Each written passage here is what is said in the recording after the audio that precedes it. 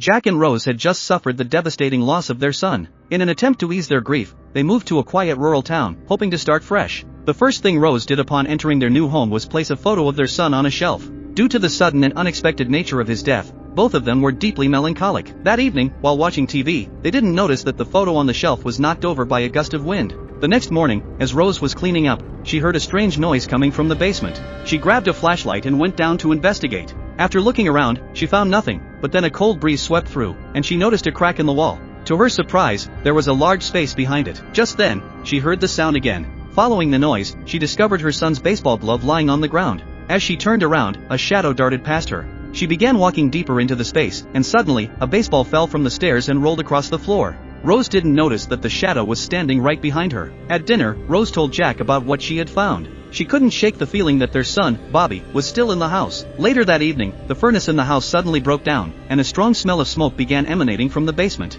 The temperature down there was unbearably high. Jack called the real estate agent to send someone over to fix it. Meanwhile, Rose discovered that the photo on the shelf had been shattered, its glass broken. Jack suggested they go into town the next day to buy a new frame, but Rose felt like this was some kind of sign from their son. Just then, there was a knock at the door. It was their new neighbors, introducing themselves as the first to visit. Rose welcomed them warmly into the house, and during their conversation, they began talking about the history of the house. To Rose's surprise, they uncovered a shocking story tied to the home's past.